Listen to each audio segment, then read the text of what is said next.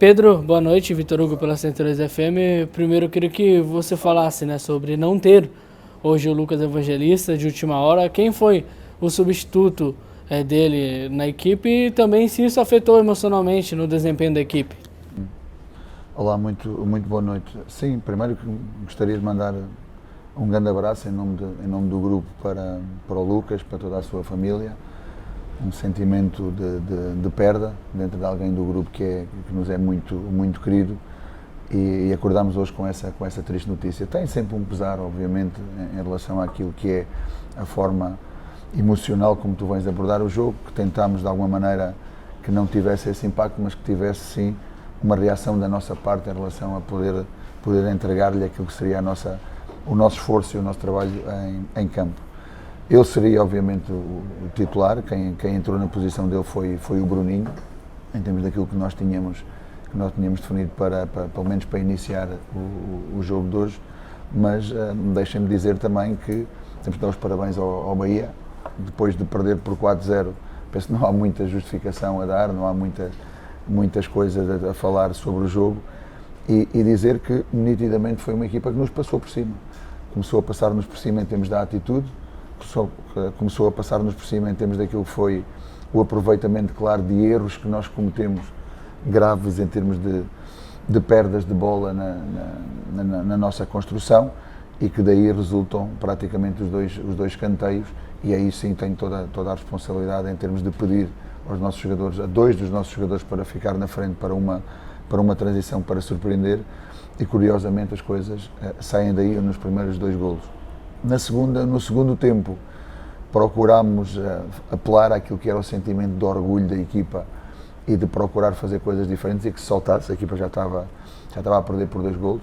Sabíamos que é um resultado no futebol que se fazes um golo as coisas podem mudar no imediato. A equipa não entrou assim tão mal no jogo, mas curiosamente mais dois erros graves em termos daquilo que são perdas de bola, posicionamento para a transição e de transição do adversário terminam em mais 2 golos e mais uma de bola, pelo menos, que nos vai ao poste. Não vou falar do se, porque o se não existe no futebol e muito menos na vida.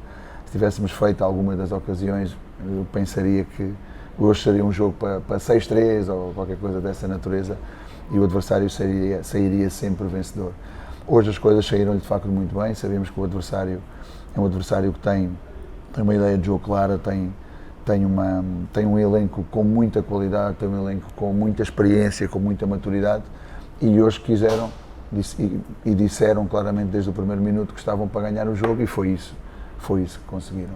Agora o importante é nós não esquecermos este jogo, analisá-lo e refletir sobre aquilo que poderíamos e deveríamos ter feito. Aquilo que depende de nós tem que ser sempre feito, e o mais importante é a forma como nos vamos levantar, porque caímos com estrondo. Perder por 4-0 é cair com estrondo. Agora temos que dar uma resposta já no próximo domingo contra o Cuiabá às 11 da manhã, lá em Bragança Paulista.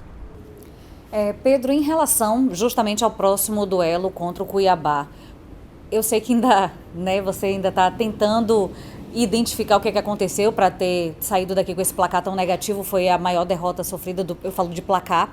Mas assim, você está com muitos desfalques, muitos jogadores do departamento médico que não devem voltar, suspensos também. O Jadson tomou outro amarelo, não joga. O Hurtado, que foi sua opção no segundo tempo, também não joga, fora os desfalques por lesão. Nós nunca falámos sobre os desfalques, mas sim valorizamos sempre aquilo que temos como opções. É por aí que vamos em relação a esse próximo jogo. Sabemos que esses dois, pelo menos por castigo, já não vamos poder contar com eles. Ao regresso do Juninho, que estava castigado e vai regressar. Ao regresso do Léo Real, porque não o trouxemos hoje, porque claramente ainda não tinha ritmo para poder ser opção. O Nacho, que foi jogar hoje, por exemplo, com o Sub-23, porque também não tinha ritmo e quisemos que ele tivesse minutagem de jogo para poder regressar na próxima semana, mas nunca foi a nossa forma de estar, ou o nosso princípio de dizer falta-nos A, falta-nos o B, falta-nos o C, por esta, aquela ou outra razão. Os jogadores que tivermos na próxima semana para preparar o jogo são aqueles que nós vamos preparar sempre com a mesma mentalidade de querer sair a ganhar. faltavam 19 finais antes deste jogo, este já faz parte da história. Vamos nos focar naquelas 18 que faltam, que curiosamente são 9 em casa e 9 de visita, 9 de mandante e 9 de visitante. Então é sempre assim, o jogo próximo é sempre o mais importante.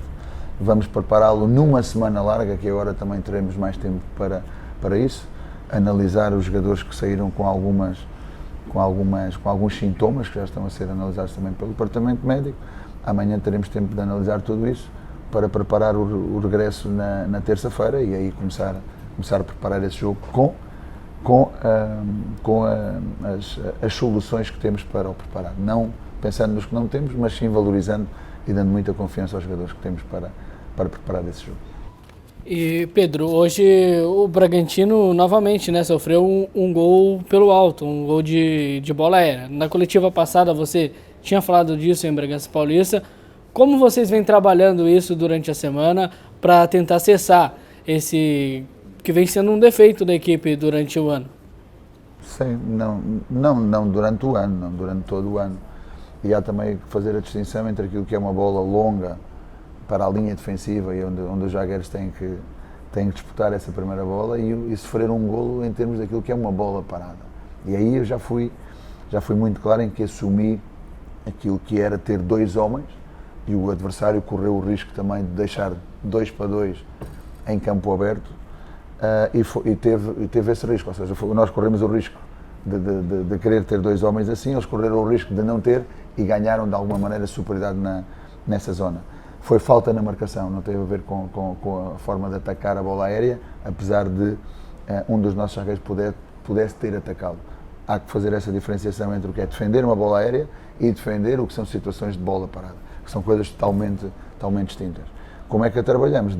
Sempre em termos daquilo que são os conteúdos que fazem parte do nosso treino. Na semana passada, como nós tivemos dificuldade em defender, mas só numa das situações é que o Vasco conseguiu atacar e chegar nas nossas costas, fruto dessas situações de bola parada, trabalhámos quer com o Léo, quer com o Luan, quer com o Lucas, quer com o próprio Léo Real também, situações de como estar posicionado em termos daquilo que é uma bola longa, estando essa bola aberta, e como é que eu tenho de perfilar para poder atacar a bola e depois aquilo que será a linha de cobertura nas costas. Nas situações do canteio é diferente. Como é que as treinamos? Treinamos na análise daquilo que é o adversário, tendo em conta logo aquilo que vão ser as 2 ou as 3 marcas individuais que nós fazemos e qual é o posicionamento da zona, tendo em conta aquilo que são as zonas e os adversários mais fortes. O adversário foi nitidamente mais forte, fez 2 golos de escanteio, um numa primeira bola, o outro numa segunda bola. Há que dar mérito também ao adversário em relação a isso, mas não posso concordar que seja um problema do ano inteiro, até porque em termos da bola parada defensiva, nomeadamente no escanteio, hoje sofremos tantos golos quanto sofremos no primeiro turno. Em relação a extracampo agora, na verdade, porque o Bahia vive uma fase não tão boa, apesar desse resultado elástico. Mas o que tem feito a diferença tem sido essa torcida empurrar muito o time. Hoje a gente tinha quase 38 mil torcedores aqui. O Bragantino não tem um apoio tão maciço no estádio, eu falo em comparação com outros times brasileiros. Não seria um momento nesse retorno de começar uma nova história, nesse ritmo que terminou o primeiro e convocando também a torcida para tentar abraçar o time? Porque nesses momentos de adversidade, com tantas baixas, por exemplo, esse calor da torcida pode conseguir fazer uma diferença também? Sim, a torcida é importante. Nós acho que temos de estar sempre agradecidos àquilo que é a presença que a nossa torcida tem no Nabizão. Obviamente não tem com este impacto, não tem com esta quantidade, não tem com este volume, não tem também com esta história que tem aqui no Bahia, mas sim, estamos a construir a nossa história. Mas eu acho que é bem muito mais importante sermos nós neste momento a chegar à nossa torcida, sermos nós a chamar a nossa torcida. Ela tem dito sempre presente, mas temos de continuar nós dentro do campo a poder chamá-los, e é isso que temos que fazer. Contamos muito com o apoio deles, sabemos que é importante, aquilo que é o nosso histórico em casa podia ser melhor, mas a forma como a equipa se comporta dentro do Nabizão e se comporta fora de casa tem diferenças e nós também temos a preocupação de que essas diferenças não sejam tão evidentes, mas sabemos também claramente que o ponto neste segundo turno, e nós já o estamos a falar há 4 ou 5 rodadas atrás, é bem mais caro. E ao ser mais caro, aquilo que é a nossa preparação emocional para o jogo, aquilo que é a nossa atitude competitiva em todas as bolas que são divididas, tem que ter também outro tipo de intensidade, outro tipo de atitude. E é isso que nós temos que continuar a trabalhar, com essas baixas, com uma equipa muito jovem, com uma equipa que está a continuar a crescer, mas essa nunca vai ser a nossa identificação a dizer que é um problema. Não, a solução são eles, nós é que temos que continuar a oferecer o caminho para podermos competir contra nós mesmos, e competir contra nós mesmos é procurar fazermos, se não o mesmo que conseguimos fazer no primeiro turno, procurar fazer melhor. Pedro, hoje você até falou, né, sobre o Juninho Capixaba, também o Lucas Evangelista, que eu já perguntei sobre ele, mas eu queria te perguntar se a equipe defensivamente sentiu a ausência do Juninho Capixaba, não poder estar atuando. Não, a nossa equipa, a nossa força coletiva defensiva é quando a equipa atua como um bloco, é quando a equipa consegue pressionar bem na frente.